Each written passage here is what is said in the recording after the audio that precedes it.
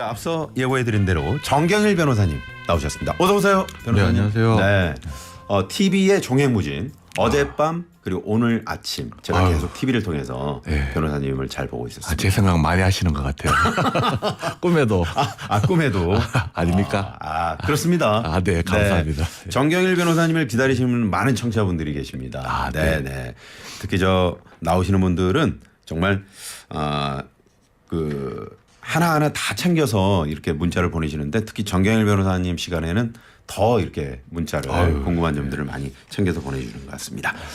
자, 엊그제 정말 안타까운 그런 사고가 있었죠. 네. 시청 인근 도로에서 9명의 사망자를 낸 대형 교통사고. 이게 과연 급발진이냐 아니면 그 운전자의 과실이냐를 놓고 지금 말들이 많은데 말이죠. 이게 경찰이 교통사고 처리 특례법 위반을 적용했더라고요. 네, 사실 이게 급발진이냐 운전자의 과실이냐 둘 중에 하나로만 판단할 사고가 아니에요. 네. 어차피 사고 난 부분에 대해서 급발진이 문제될 수도 있겠지만 운전자가 역주행도 했고 사고를 피하기 위해 노력을 해야 되는데 오히려 인도까지 침범해가지고 보행자가 사망한 건이거든요. 네. 그러면 그런 부분에 대한 주의의무 위반이 있기 때문에 운전자의 주의의무 위반을 위한 그 교통사고 처리 특례법 위반은 기본 베이스가 깔리고 다만 급발진이라는 차량 결함 또 이렇게 가미가 되었느냐 이런 식으로 접근해야 되지 않나 싶어요. 이제 급발진 부분에 대해서는 좀 더 영상이나 이런 것 좀 확인해 봐야 되는데 사고 자체가 납득할 수 없는 부분이 있고 또 운전자가 이제 버스 기사님이시거든요. 사실 나이도 문제 삼고 있던데 고령 운전하고 또 연기지니까 그런 부분 떠나가지고 그분이 저보다도 운전 더 잘하실 것 같아요. 전문가시니까. 그런데도 이런 어처구니 없는 사고 난 거 좀 납득은 안 됩니다. 좀 정확한 수사가 좀 이루어져야 될 것으로 보입니다. 보니까 시속 100km의 속도가 났던데 말이죠. 이게 고의로 한다고 해도 그 정도의 속도가 갑자기 이렇게 날 수가 있나요? 고의로 한다면 자신도 다치는데 당연하죠. 쉽지 않죠. 네.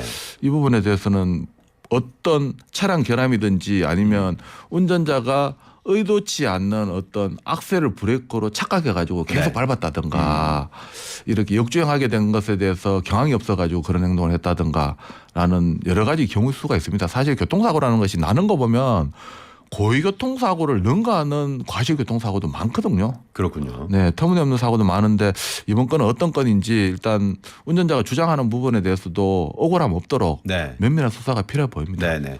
그 EDR 장치라고 하죠. 네네. 사고 기록 장치. 그 장치가 이제 법정에서 주요 기록으로 그 증거로 이렇게 채택이 됩니까? 네, 보통 지금까지 수사기관에서 국가수의 분석을 의뢰하는 것이 EDR 분석 기록을 의뢰해서 그 당시에 브레이크 밟았느냐 안 밟았느냐 그리고 악셀이 어떻게 작동되었느냐 크게 이거 두 개 보는데 브레이크 안 밟았음 악셀 풀악셀 밟았음 이렇게 나오니까 운전자는 브레이크 안 밟았고 악셀 밟았네 라고 결론 짓는 경우가 많았거든요. 그렇군요. 이제 최근에는 그래도 얼마 전에 강릉 급발진 사건 같은 경우에는 직접 이 EDR을 탄핵시키기 위해서 사고 당시 상황을 재현까지도 하는 감정도 하기도 합니다. 그렇게 해서 그러면 똑같이 EDR과 같은 결과가 나오느냐 다르게 나오니까 그 사고 당시 EDR을 믿을 수 없다. 입증이 안 되는 거죠. 이런 식으로 해서 급발진에 대해서 주장을 하는 경우도 있습니다. 저희가 이제 그런 기사들만 봤을 때는 그러면 그 브레이크와 엑셀레이터 그 위쪽에 뭐 이렇게 카메라를 좀 설치하면 어떠냐 이런 주장도 있는데 어떻게 보세요? 네, 맞죠. 이제 보통 이 EDR 분석은 결국 해봐야 브레이크 안 밟았고 악셀 밟았다까지만 나오지 브레이크를 밟으려고 했는데 안 밟혔다 이런 기록까지는 사실 안 나와요. 그렇군요. 그런데 그거는 이제 페달에 블랙박스가 장착이 되어 있다면 밟으려고 하는 모습은 나올 거 아니에요. 정확히 우리가 알 수 있겠죠. 그리고 또 어느 정도 밟는지도 육안으로도 진짜 세게 밟래 약하게 밟래 이 정도는 가늠이 되니까 이제 그런 걸 해야 되는데 그러면 그 설치하는 걸 운전자가 설치해야 되느냐. 제작사가 해야 되겠죠. 제작사가 해야겠죠. 그런 부분에 대해서는 지금 근데 현실은 운전자가 하고 있죠. 그게 좀 슬픈 현실인 것 같습니다. 그렇습니다. 이게 좀 빨리 개선이 돼야 될 것 같은데 말이죠. 이게 지금 뭐 한 달에 한 번꼴로 발생한다고 해도 과언이 네. 아닐 정도로 잦은 지금 이런 사고 나지 않습니까? 네. 물론 이 급발진 유행 중에 운전자의 과실도 분명히 있어요. 또 네. 운전자가 경황이 없어가지고 착각한 경우도 있고요. 또 착각한 경우뿐만 아니라 거짓말한 경우도 있을 것 같아요. 그런데 저는 이렇게 생각하거든요. 물론 그렇다 하더라도 지금까지 한 건도 없었다. 이건 어떻게 해명할래? 그러면 적어도 밝히는 부분에 대해서 문제가 있는 거 아니냐. 네네. 라는 생각입니다. 입증 네. 책임이 바뀌어야 된다는 입장입니다. 모두가 공감할 수 있는 그런 또 네. 결과가 나와야 되겠죠. 예, 사실 요거 계속 길어지는데 네. 이걸 사실 이야기 드린다. 예. 네. 도로교통법에도요 보면 오늘 이게 주제가 아닌데 예, 죄송합니다. 요하고 남거 요까지만 하고 제가 하겠습니다. 네, 네, 네. 예. 도로교통법에도 보면 보행자를 보호하기 위해서 우선권을 두고 있습니다. 최근에 두고 있는 게 횡단보도에서 횡단하려는 보행자가 오히려 자동차보다 우선권까지 두고 있거든요. 네. 또 자동차 손해배상 보장법에는 과실을 주장자가 입증하는 것이 아니라 운전자가 입증하도록 입증 책임도 전환하고 있습니다. 네. 이 급발진도 만든 사람이 입증하고 위험 부담도 가져가야 되는 게 맞다라고 생각합니다. 네. 자, 오늘 12대 중과실 긴 여정의 끝을 향해 달려가고 있습니다. 네. 운전자라면 반드시 알아두어야 할 12대 중과실. 네. 우리 변호사님께서 잘 알려주셔서 네. 많은 도움이 된다. 네. 이런 의견들을 주고 계세요. 네. 지금까지 해온 거 한번 좀 복습하는 차원에서 한번 이야기 드린다면 네. 첫째 시간 때 저희가 신호 지시 위반 했었고요. 둘째 시간 이 중앙선 침범, 셋째 시간 제한 속도 위반, 앞지르기, 끼어들기 금지 위반, 그리고 다섯째 시간 이제 보행자 보호 의무 위반, 그리고 또 인도 침범 사고 네. 이런 부분 했었고 그다음에 음주운전 했었고 어린이 보호구역 내 사고 했었고 그리고 이제 남은 거 한 2개 정도 있습니다. 그렇습니다. 네, 낙하물 사고. 아니 그다음- 그거를 다 기억하신 거 정말 그래도 몇 개 안 네, 됩니다. 깜짝 사실은. 놀랐습니다. 네. 하나 역시 빠뜨렸네요. 변호사님이시네. 죄송합니다. 이야기하다 보니까 승객 추락 방지 의무 하나 빠뜨렸습니다. 그것도 했었죠. 네, 그것도 했었고 네. 지금 남은 게 이제 화물 추락 방지 의무 위반, 그러니까 낙하물 사고 하나 있고 네. 또 철길 건널목 통과 방법 위반, 요거 2개 남았습니다. 그거를 오늘 합니다. 네네. 지금 정경일 천재설이 있다. 지금 그 시중에 그런 설이 돈다고 합니다. 네. 네. 사실 뭐 이거만 하다 보면 뭐 제가 노력해서 된 건 아니고 많이 하다 보니까. 아닙니다. 네. 노력도 했습니다. 감사합니다. 네, 변호사님. 자, 오늘 주제 말씀하신 대로 철길 건널목 통과 방법 위반, 화물 추락 방지 의무 위반 이 2가지입니다. 자, 먼저 철길 건널목 통과 방법 위반부터 좀 살펴보죠. 철길이 사실 이제 요즘에는 많이 사라졌죠. 그렇죠. 네. 그런데 왜 12대 중과실에는 아직 포함이 돼 있을까요? 사실 도로교통법이 뭐 1960년도 이럴 때 만들어지다 보니까 처음에는 12대 중과실이 아니라 8대 중과실이었고 이 철길 건너목 통과 방법 위반 또 중과실로 하나의 유형으로 포함되어 있었죠. 네. 과거에는 사실 기차가 많았습니다. 자동차보다도 기차가 이동수단으로 더 주류적으로 사용되는 경우도 있었고요. 네. 그러다 보니까 이와 같이 자동차와 기차가 겹치는 구간이 생기겠죠. 교차로처럼. 그렇죠. 이런 부분에 대해서 사고 나게 되면 큰 사고로 이어지거든요. 사실 보행자 대 보행자 사고 혹시 생각해 보셨어요? 보행자와 보행자요? 네. 부딪혀봐야 뭐 심하게 부딪히겠습니까? 그렇죠. 네, 별로 안 다쳐요. 보통 그러니까 피해 가게 되죠. 피하거나 부딪혀봐야 그냥 아유 죄송합니다 하고 가지 뭐 상해까지 있거나 사망하는 경우는 없습니다. 그런 연장으로 이게 상대가 기차다. 네.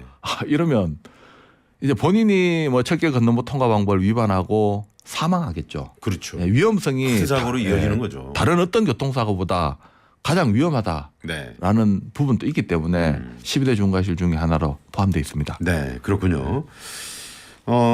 실제로 이제 과거에는 그 철길 건널목 건너다가 사고 많이 났어요. 네. 저희 어렸을 때 보면은 뭐 버스가 지나가다가 사고 나고 그렇죠. 그래서 뭐 뉴스 일면을 장식하고 그랬는데 최근에는 거의 뭐 그런 사고는 없다고 생각했는데 이게 실제로 철길 건널목에서 사고 나면 어떤 식으로 사고 나요? 네, 보통 뭐 철길 건너목에서 놀다가 사고 나거나 아니면 기차가 오는데 무리하게 진입하다가 사고 나거나 이거 기본적인 유형뿐만 아니라 보통 철길 건너목 통과할 때는 일시정지 의무가 있습니다. 일시정지해 있는데 본인이 일시정지 의무를 위반하면서 그 앞차를 추돌합니다. 그렇게 해서 앞차가 밀려가지고 사고 나는 경우도 있거든요. 아, 그렇군요. 예, 그런 경우는 현재도 많이 일어나고 있고 또 어떤 경우가 있냐면 보통 철길 건너목 통과 방법 위반해서 기차에 탄 탑승객들이 다치는 경우는 별로 없습니다. 뭐 차를 보고 멈추거나 그런 피한 장치를 하는 건 기대하기 힘들기 때문에 네. 대부분 동승자가 사망하거든요. 이 철길 건너무 통과 방법을 위반해서 본인 다쳐서 형사처벌 받는 게 아니라 동승자 다쳐서 형사처벌 받게 됩니다. 아, 그렇군요. 예. 네. 또 그리고 요거는 그냥 좀 특이한 사안이라서 이제 판례 하나 원정해 드리는데 네. 어떤 경우가 있었냐면 이제 자전거에서 내려서 기다리고 있었던 자전거 운전자가 있었죠. 네. 여기에 이제 자동차가 일시정지하지 않고 지나가다가 기차와 부딪혔어요. 그러면 사실 자동차와 기차 간의 교통사고인데 네. 옆에 기다리고 있던 자전거 운전자가 놀라서 넘어졌어요. 네. 이런 경우도 12대 중과실로 자동차 운전자가 형사처벌 대상이다. 자전거 놀라서 운전자에 넘어진 대해서. 것도? 네네네. 그런 그렇군요. 특이한 판례가 있더라고요. 네네. 그러니까 이제 철길 건너목에서는 어떤 유형의 사고든지 날 수 있으니까 네. 기본적으로 일시정지 의무는 해야 된다. 얘기할 수 있죠. 우리가 그 지하철 같은 경우 그 무리하게 막 발을 끼워 넣거나 손 막 넣는 분들 계시거든요. 네.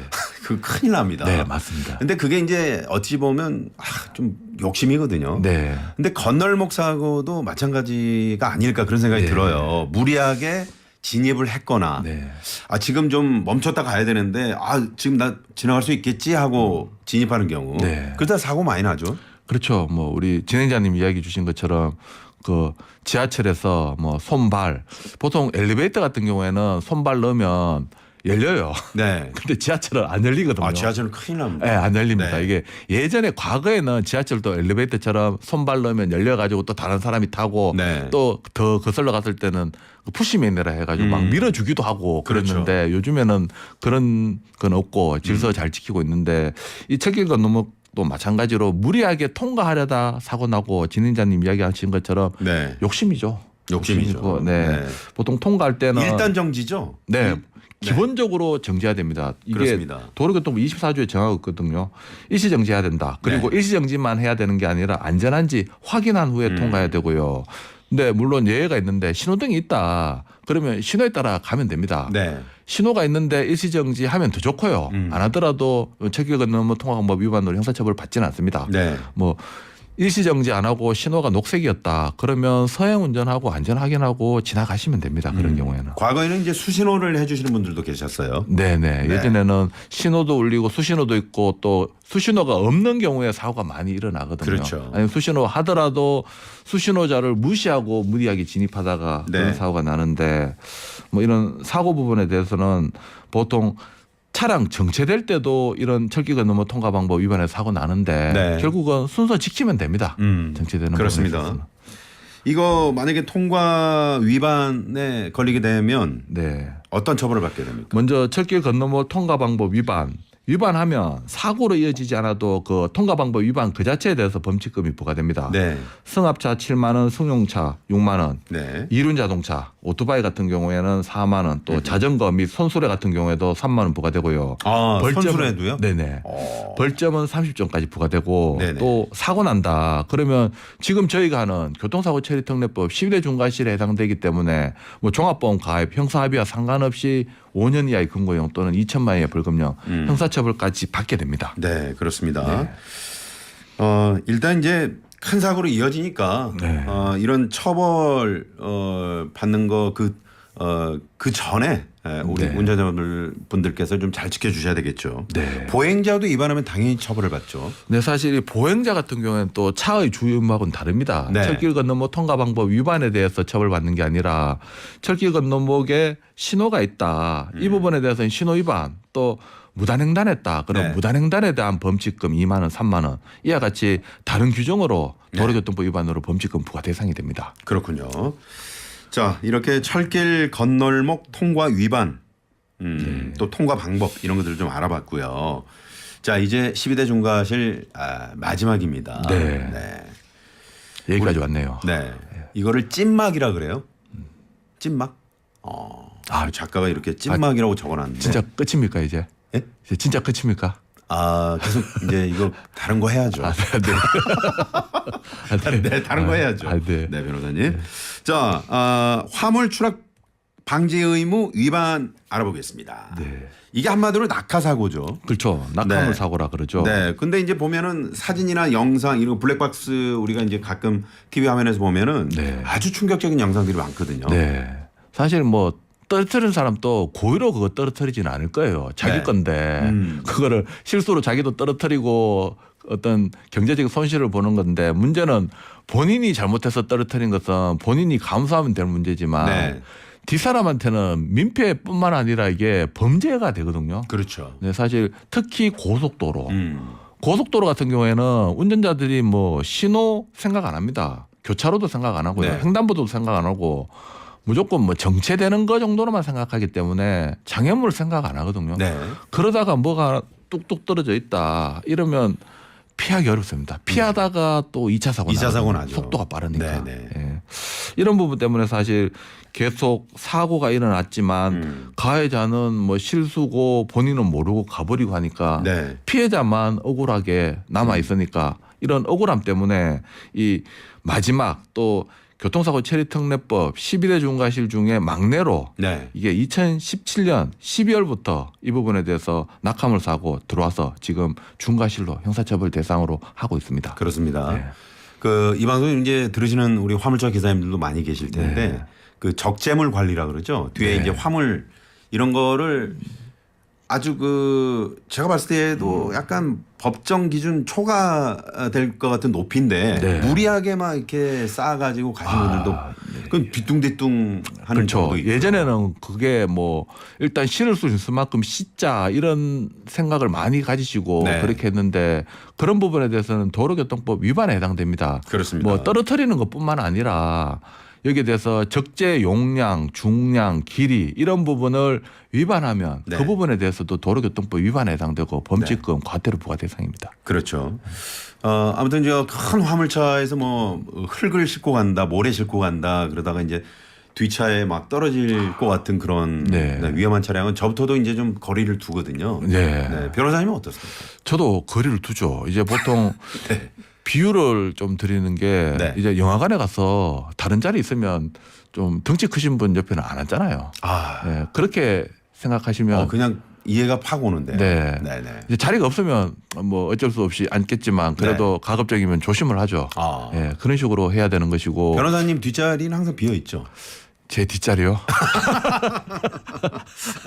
아예 이제 이해했습니다. 제가 좀 한두 번 늦어가지고. 예. 네. 사실 이와 같이 어떤 화물차, 큰 차, 지정차로제가 있는 것도 안전상의 이유입니다. 네. 대부분 승용차들은 자신들의 차로가 1차로 그러니까 좌측 차로라 그러죠. 네. 좌측 차로로 진행하고 화물차 같은 경우에는 우측 차로로 진행합니다. 요거 지키면 되는데 또 그래도 겹치는 구간이 있으면 화물차 같은 경우에는 본인이 화물차 운전자가 의도치 않게 뭐 시야도 가리고 뭐 화물이 떨어지는 경우도 있으니까 네네. 운전자 이런 부분에 있어서는 스스로 안전에 각별히 유의하는 수밖에 없을 것 같아요. 네. 제 경우에는 이제 그 고속도로 달리다가 네. 갑자기 어디서 날아온지 모르겠어요. 네. 그 작은 돌 있죠. 네. 돌이 유리에 따각 맞는 소리. 짜각한 그러더니 소리 나죠. 네. 거기가 싹 금이 가더라고요. 네. 이런 사고는 어떻게 보통 처리가 됩니까? 그 돌빵이라 그러죠. 돌빵이라고 저도 그러죠. 그거 블랙박스 이제 과실 비율 상담할 때 네. 영상을 많이 문의 주세요. 그 저는 아무리 봐도 안 보여요. 아 저도 한번 봤는데 못 찾겠더라고요. 예, 영상을 주셨는데 네. 뭐 소리도 안 나고 뭐 본인은 이렇게 돌빵 피해자라고 영상을 주시는데 네. 죄송하게 제가 봤는데 안 보입니다라고 이야기한 적도 있거든요. 네. 그만큼 사실 돌빵 사고에 대해서는 육안으로도 잘 안 보이고 네. 그러면 여기에 대해서 이 피해도 크진 않습니다. 문제는 이 사고 원인에 대해서 책임질 자가 있으면 책임을 물으면 되는데 네. 특히 뭐 공사 차량이다 자갈이 떨어졌다 이 정도가 되면 블랙박스 영상에도 확인되기 때문에 책임 물을 수 있습니다. 네. 근데 그 정도가 아니다. 아주 작은. 예, 그러면 사실 거기서 떨어진 건지 아니면 보통 바퀴에다가 이 밟혀가지고 한 바퀴 돌면서 튕겼어도 나올 수도 있고 그렇죠. 아니면 바닥에 있는 거 밟아서 튕겼어도 나올 수도 있기 때문에 네. 이게 원인 제공자를 찾기도 여간해서는 어렵습니다. 네. 그런 경우 이제 보통 보험 처리 자차로 이렇게 진행하게 되는데 자차 보험 처리하는 게 순리인데 또 자차 보험 처리하려면 사고 부담금을 내야 되거든요. 그렇죠. 사고 부담금이 30에서 50만 원이면 과연 이게 자차 보험 처리하는 게 맞느냐라는 의문도 있습니다. 자차 보험 처리하면 또 보험료 할증도 되는데. 네네. 그렇습니다. 아무튼 서로 조심해야 될 텐데 어쩔 수 없는 부분은 또 우리가 좀 지혜롭게 잘 대처를 해야 될 것 같습니다. 그런다고 도로공사에 뭐 앞마당처럼 싹싹 쓸어라 이렇게 할 수도 없잖아요. 그렇게 한번 얘기를 제가 해보겠습니다. 네. 도로공사 쪽에 좀 잘 청소 좀 해주시고요. 띵동 띵동. 네, 띵동댕. 네. 반짝 퀴즈 시간이 돌아왔습니다. 네. 최근에 반짝 퀴즈 들으시고요. 네. 이 문자를 보내신 숫자가 늘어났습니다. 그렇습니까? 네, 저희가 이제 그 최근에 책으로 바뀌어가지고 책 선물이 이제 끝났고요. 끝났어요. 냉면 선물이 들어왔거든요. 네. 변호사님 냉면 좋아하시죠? 저는 먹는 건 다 좋아합니다. 일단 양이 많아야 됩니다. 네. 그렇군요. 자, 그러면 변호사님께서 직접 한번 반짝 퀴즈를 내주시겠습니까? 네네. 이 고속도로 방금 이야기한 고속도로 중에 적재불량 차량을 목격할 경우 신고할 곳이 아닌 곳은 신고도 잘 하셔야 됩니다. 1번 안전신문고, 2번 한국도로공사 콜센터, 3번 120 다산 콜센터, 4번 112. 네? 4번 112. 이제 발음이 부족. 4번 112. 네, 알겠습니다. 네. 제가 낼 걸 너무 무리한 부탁을 드린 게 아닌가. 네. 1번 국민안전신문고, 2번 한국도로공사 콜센터, 3번 120 다산콜센터, 4번 112. 네. 고속도로 운행 중 적재불량 차량을 목격할 경우 신고할 곳이 아닌 곳은 어떤 거냐 그런 겁니다. 네. 힌트를 좀 주시겠습니까? 네, 이제 적재불량 사실 이렇게 적재불량 하면 안 되죠. 네. 근데 이게 어디까지 할 것이냐 이제 신고도 선을 넘으면 안 됩니다. 그렇습니다. 선. 선을 넘어서는 안 되죠. 그게 힌트죠. 네, 알겠습니다. 자, 짧은 문자 50원, 긴 문자 100원, 샵의 0951번, TBS 앱은 무료고요. 추첨을 통해서 제철 강원도 곰취 100%를 한 병에 담은 건강음료 곰취 미세차, 주식회사 다이어린에서 20K 순식물성 샴푸와 린스, 웰빙 플러스에서 하이리 클렌징 폼, 신화 코스메틱에서 얼굴 전체에 바르는 로디니아 달팽이 미오신 아이크림, 차슈로 냉면을 덮다 냉면의 명가 청송심에서 차슈 냉면 세트를 드립니다. 네, 많이 보내주세요. 밖에서 힌트가 좀 어렵다고. 그렇습니까? 이게 제가 그 이야기 드린 거는 다른 뜻이 아니라 이제 보통 어떤 공익적인 일을 하는 데도 있고 뭐 약간 민원 사익적인 일을 하는 데 있는데 그런 이제 신고하는 부분에 대해서 어느 정도 지켜달라 그런 거죠. 아니면 그렇습니다. 전화 받으시는 분도 힘드니까. 고속도로 운행 중 이게 힌트가 될 수 있겠네요. 그렇죠. 또 이제 적재물 불량 저희들이 말하는 12대 중과실도 될 수 있는 부분도 있고. 요즘에 이제 사진을 찍어서 신고할 수도 있고 동영상 촬영도 해도 되고. 그렇죠. 많이 하죠. 보통 뭐 교통법규 위반에 대해서는 사진 같은 거 많이 찍어서 요즘에 앱 잘 갖춰져 있잖아요. 그쪽으로 신고도 많이 합니다. 이 가운데 아닌 것은이니까 서울에서만 이렇게 좀 받아주는 데가 아니죠. 전국적으로 이걸 해야 되니까 이게 힌트가 될 수 있겠네요. 힌트가 좀 어렵네요. 이게 제가 드리고 나니까 제가 생각해도 좀 너무 무리한 힌트를 줬구나 하는 생각이 드는데 좋습니다. 한번 노력해 보십시오. 노력해 보십시오. 냉면입니다. 냉면. 청취자분이 정경일 변호사님 방송 진행이 예전보다 많이 여유로워졌어요. 표정도 상당히 좋습니다. 이렇게 문자를 보내주셨습니다. 감사합니다. 표정 관리 더 열심히 하도록 하겠습니다. 그렇습니다. 저희가 이제 TBS TV로 동시 송출이 되고 있는데 저희가 이제 TV 모니터 화면이 지금 넉 대 중에 그 한 대가 뉴스 채널을 틀어놓고 있거든요. 깜짝 놀랐습니다. 왜냐하면 거기에 변호사님이 또 등장을 하셨어요. 그래서 혹시 선호공 아니냐 그런 분신설까지 천재설, 선호공 분신설. 언제 찍으신 거예요, 저거는? 아침에 갔다 왔습니다. 새벽에 갔다가 지금 다시 또 집에 갔다가 네. 다시 또 왔습니다. 아, 정말 대단하십니다. 선호공보다도 더 바쁜 우리 정경일 변호사님. 네. 언제든 어디서든 다 갈 수 있습니다. 불러만 주십시오. 그렇습니다. 감사합니다. 그나저나 힌트가 너무 어려웠다. 네. 각계 각층에서 지금 항의가 빗발치고 있습니다. 다시 한번 노력해봐도 될까요? 네. 그러면 제가 문제를 내겠습니다. 네네. 힌트 주세요. 네네. 고속도로 운행 중 적재 불량 차량을 목격할 경우 신고할 곳이 아닌 곳은 네. 1번 국민안전신문고, 네. 2번 한국도로공사 콜센터, 3번 120 다산 콜센터, 네. 4번 112.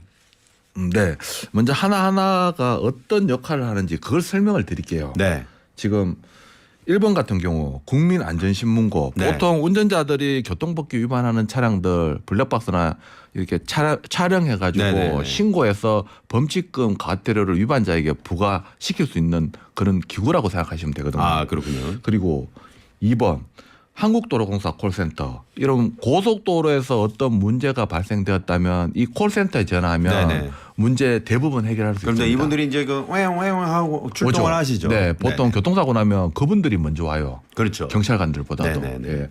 그다음에 3번 이 부분에 대해서는 120 다산 콜센터. 네. 이거는 서울에서 어떤 일반적인 민원 사항에 대한 네네. 좀 어려움이 있으면 상담해주는 그런 곳이라고 생각하시면 됩니다. 그렇습니다. 예, 그다음에 4번 112. 이거는 보통 어떤 범죄 사건이나 형사 사건 경찰서에 신고하는 네. 그런 개념입니다. 교통도 포함되죠. 당연하죠. 당연하죠. 교통범죄 지금 네. 12대 중과실 뭐 이런 부분도 있고. 거의 네. 이제 쪽집게 그 어떤 그 문제 네. 약간 정답이 노출되는 것 같은 그런 느낌을 받았습니다. 네, 너무 말을 많이 한 것 같습니다. 아닙니다. 네네. 좋았어요. 힌트 좋았습니다. 네. 8330번님 정답 1번. 어려워요. 이렇게 보내주셨고요. 네. 그리고 2037번님 정답 4. 112. 112는 범죄 신고죠. 이렇게 네. 보내주셨습니다. 아이고, 네. 어떡하지. 안타깝습니다. 네. 네. 3145번님은 문제 좀 다시 말씀해 주세요. 그랬는데 방금 말씀드렸죠. 자, 짧은 문자 50원, 긴 문자 100원입니다. 샵의 0951번. TBS 앱은 무료입니다. 푸짐한 선물 준비하고 있습니다. 많이 보내주시고 이제 정답률이 좀 높아졌네요. 네, 변호사님 감사합니다. 네.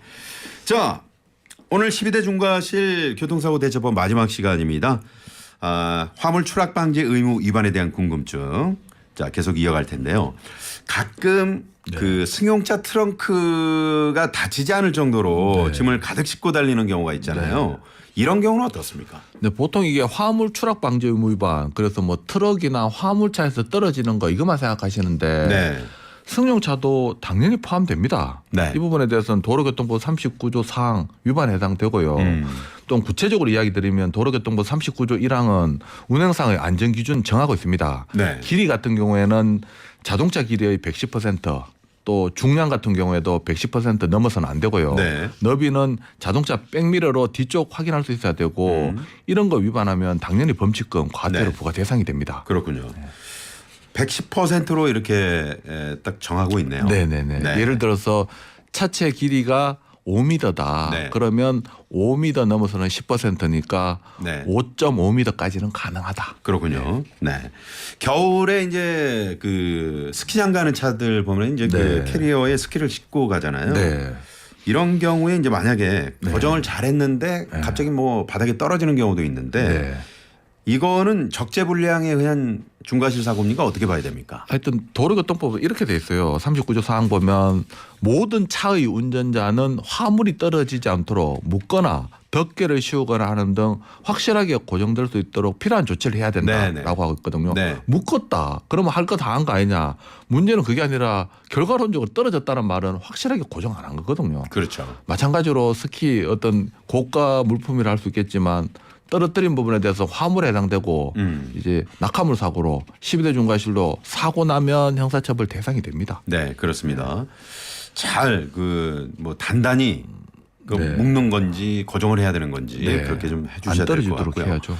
그리고 이제 오토바이 배달하다가 그 배달통이 떨어지는 바람에 그 네. 사고 났어요. 네네네. 이런 경우는 어떻게 됩니까? 사실 배달통이 화물로 봐야 되냐 부품으로 봐야 되냐 네네. 여기에 따라 다른데요. 이게 네. 화물로 보긴 힘들고 결국 오토바이에 부착된 하나의 부품으로 봐야 되는데 그러면 사고 나더라도 낙하물 사고로 12대 중과실로 형사처벌 받지는 않습니다. 아 그렇군요. 그거는 이제 12대 중과실로 형사처벌 안 받는 거지 민사에서 과실 비율 따질 때는 뭐 스키가 떨어지나 배달통이 떨어지나 네. 똑같습니다. 떨어뜨린 차 과실 100%입니다. 아 그렇군요. 네. 아무튼 떨어지지 않게 잘 고정하시고요. 사연을 하나 소개해드리죠.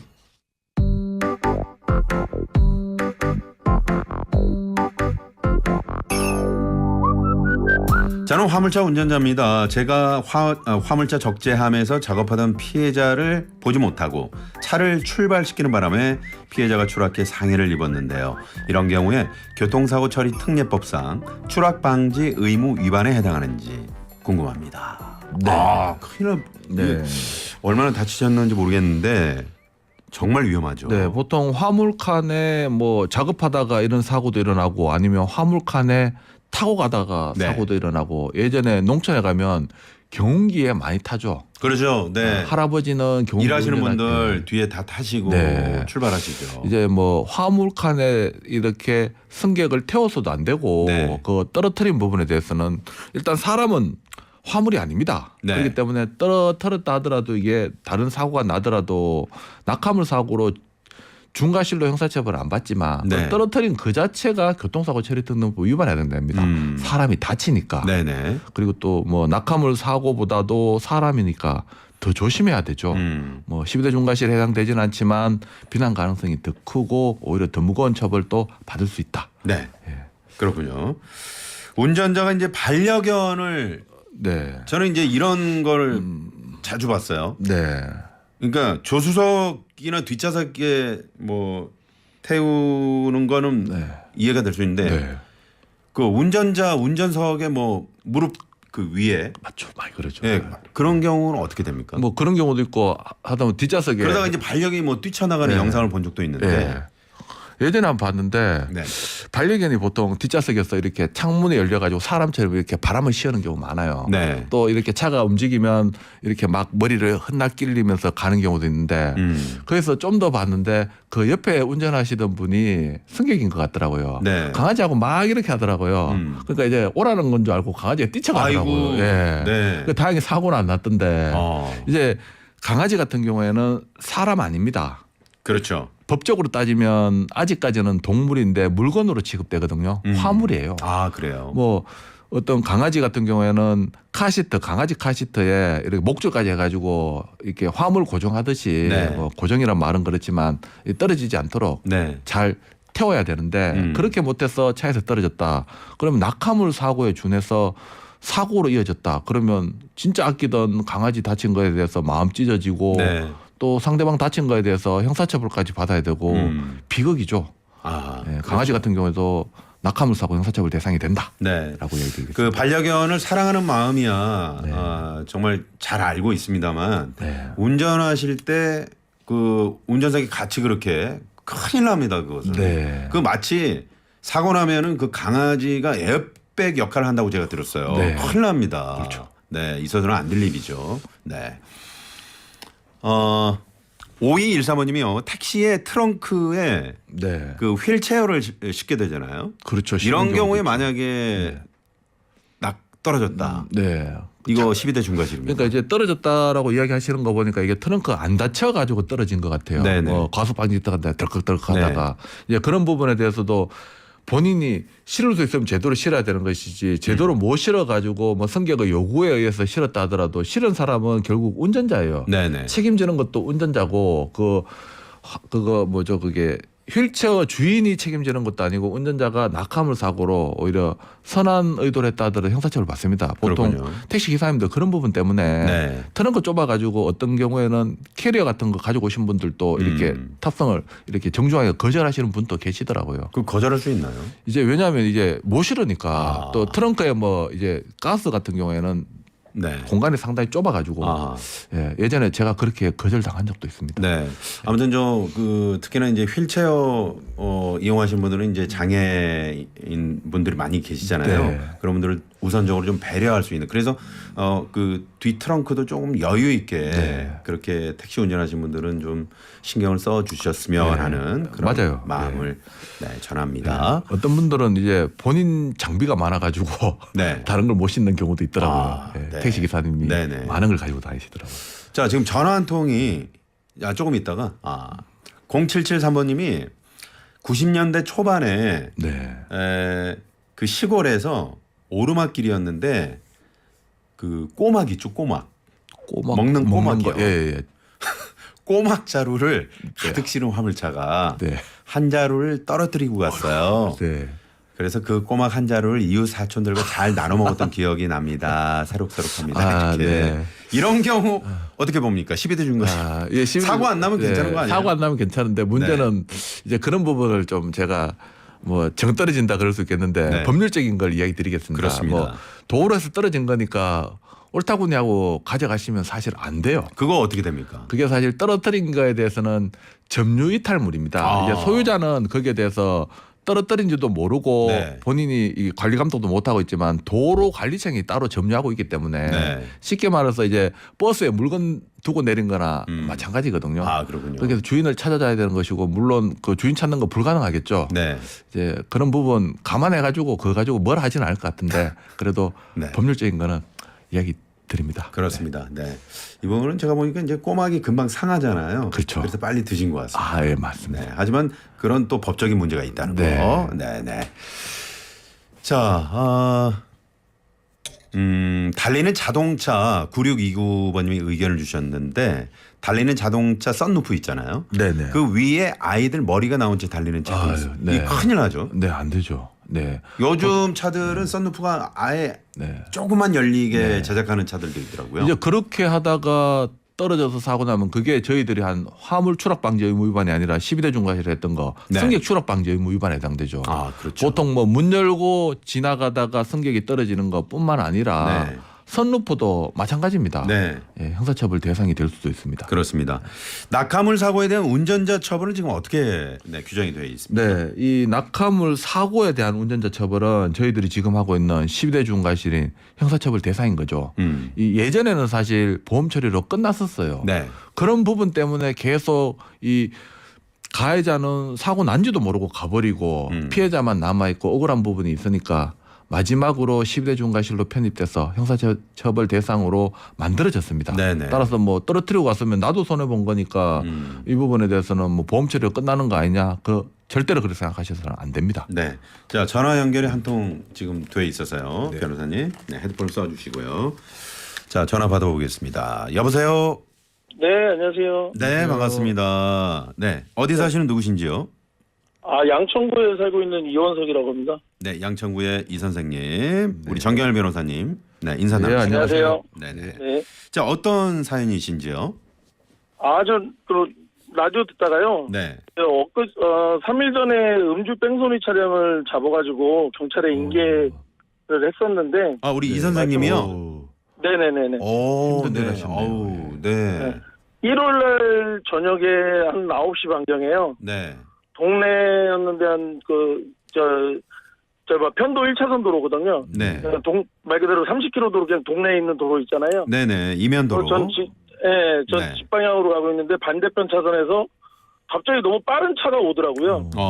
근데 그게 오면서 제 바로 옆쪽에서 그 자전거를 그 폐지 줍는 아저씨가 계셨는데 그분 자전거를 치면서 너무 세게 지나가가지고 그분이 이제 뭐 피해 보신 분이 잡아주세요 그런 말을 듣고 저는 바로 유턴을 해가지고 이제 잡으러 가서 잡고 나서 이제 112에 먼저 전화를 한 다음에 그분을 내리게 했더니 자기는 사고가 난지도 모르더라고요.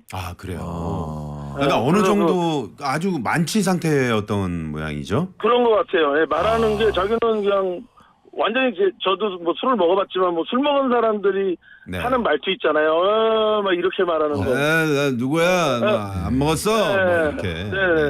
그러면서 제가 이제 차를 살펴봤더니 그 차 백밀러 커버가 파손이 됐고 옆면이 다 긁혔더라고요. 네. 그래서 나중에 사고 현장도 가서 봤는데 백밀러 커버는 거의 떨어져 있었고. 네네. 저 그래서 경찰분도 한 5분도 안 돼서 네네. 오셔가지고 빨리 오셔서 처리가 됐어요. 정말 다행입니다. 이 선생님.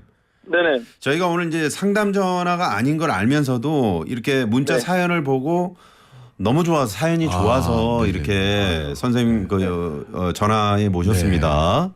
네, 같이 박수 한번 쳐드릴게요. 아유 진짜 감사합니다. 한다면 아주 큰일 하셨어요. 상당히 위험한 일인데 또 훌륭한 일이시고 그래도 무탈하게 잘 해결하셔가지고 축하드리고 일단 건강하시길. 근데 저도 한 가지 궁금한 게 제가 이렇게는 했는데 제가 진짜 궁금했던 거는 이제 제가 이렇게 차량을 막고 이제 그분을 내리게 해서 했는데 그분과 시비는 안 붙어서 그래도 뭐 싸움이 있거나 그러진 않았거든요. 근데 이렇게 할 때 저도 처음이다 보니까 당황을 하는 게 112에는 우선 전화를 하고 막 얘기를 하는데 어떤 거를 얘기를 해야 될지 모르겠더라고요. 경찰분한테. 경찰에는 먼저 음주 의심되는 차량이 사고 내고 도주하고 있다. 이까지만 이야기해도 전화가 위치 추적이 됩니다. 그리고 또 가시다가 큰 건물 같은 거 이야기하시면서 사실 쫓아가는 것을 권해드리지는 저는 못하겠습니다. 조심해야 됩니다. 그렇죠. 일단 신고가 먼저겠죠. 네네. 신고하고 어차피 차량 번호가 확인되니까 멀찍이서 이렇게 좀 하시면 좋죠. 근데 이렇게 근거까지 하시다니 대단하시고 112 신고하고 그 경찰과 계속 통화를 하면서 뒤쫓아가는 것까지만 해야죠. 그게 가장 낫지 않을까 그런 생각이 드네요. 자, 이 선생님 아주 큰일, 좋은 일을 하셔서 저희가 선물을 드리겠습니다. 감사합니다. 네네. 그리고 아무튼 저도 칭찬받으니까 너무 좋습니다. 그럼요. 칭찬 받으셔야죠. 당연히. 박수 다시 한번 쳐드릴게요. 감사합니다. 네네. 자, 오늘 전화 감사합니다. 예, 고맙습니다. 네네. 이런 분들은 널리 우리가 칭찬 사연을 널리 좀 알려야 된다. 맞아요. 그런 생각을. 이렇게 이분은 다치지 않았는데 예전에 법원 판결까지 받은 건이 있습니다. 택시 기사님이 이 음주 뺑소니 차량 추격하다가 사고로 이어졌어요. 그래서는 안 되겠죠. 또. 이제 그 사고에 대해서 요거는 하나의 정보인데 그렇게 사고 나더라도 국가에서는 의사상자로 보호해 줍니다. 그렇군요. 그런 거 알고 계시면 팁입니다. 큰 일을 하신 우리 이 선생님 전화를 저희가 한번 모셨습니다. 좋았네요. 자, 오늘 퀴즈 정답 발표하겠습니다. 고속도로 운행 중 적재불량 차량을 목격할 경우 신고할 곳이 아닌 곳. 1번 국민안전신문고, 2번 한국도로공사 콜센터, 3번 120 다산콜센터, 4번 112. 정답은요? 네, 정답은 3번 120 다산 콜센터입니다. 네, 그렇습니다. 많은 분들이 정답 보내주셨고요. 자, 당첨자 명단 시간이 없기 때문에 저희가 홈페이지에 올려놓고 직접 전화, 문자, 개별 문자 연락을 드리도록 하겠습니다. 오늘 많은 분들이 또 문자를 보내주셨는데 다 소개해드리지 못한 문자는 저희가 또 나중에 또 시간이 되면 꼭 소개를 해드리도록 노력하겠습니다. 자, 오늘 12대 중과실 마지막 시간이었는데 추락방지 의무 위반 관련해서 우리 정경일 변호사님과 함께했습니다. 오후에도 또 방송 출연이 있으시다고. 어떻게 하셨습니까? 오늘 말씀 감사합니다. 네, 감사합니다. 네.